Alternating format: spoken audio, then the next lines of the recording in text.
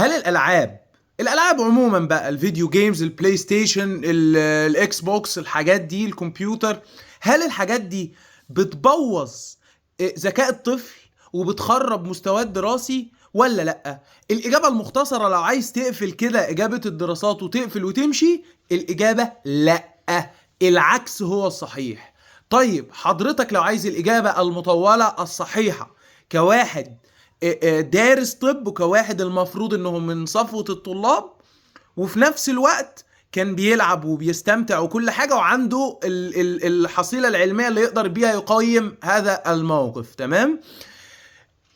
الألعاب مفيدة ومضرة. مفيدة بالدراسات لأنها بتنمي الذكاء، ده 100%. 100% الألعاب الإلكترونية بتنمي الذكاء، وخصوصا نوع الذكاء بتاع التفكير اللحظي، اللي هو إزاي أخد تصرف، إزاي يبقى عندي قرار، إزاي. ده كله بتنميه الألعاب، وبتسرع جدا من رد الفعل. تمام؟ تمام كده مفيدة، يعني خلاص كده مفيدة بقى خلاص. الإجابة لأ. كل شيء إذا زاد عن حده انقلب إلى ضده.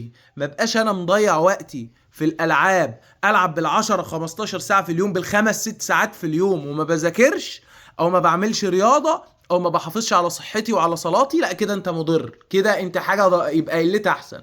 الاعتدال يا جماعة، أكيد ساعة في اليوم أو ساعتين، بشرط إنه يكون ذاكر كويس وعمل مجهود وخلص اللي وراه وصلى ولعب رياضه وكل حاجه، وفي اخر هذه الاولويات الالعاب، مفيش مشكله وحلو جدا جدا جدا، وهتساعد ولادنا على الذكاء وعلى سرعه رد الفعل وعلى التصرف السليم وعلى اتخاذ القرار، وهتشعره دايما بالاستمتاع اللي يحافظ على صحته من الاكتئاب اللي طبعا الجو العام بقى يعني كله يعني مكئب، وخصوصا الابهات والامهات بيبقوا من ضغوط الحياه مبيبقوش مبسوطين قوي.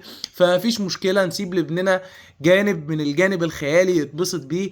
احنا دايما مهتمين جدا بالصحه النفسيه لاولادنا وانهم يكونوا مبسوطين، فعشان كده لا مانع، ولكن بشرط الالتزام الشديد والصارم بكل مناحي الحياه التانيه، من رياضه، من صلاه، من مذاكره، من اجتهاد، من درجات كويسه. الالعاب يا جماعه مش مضره ولكن باعتدال.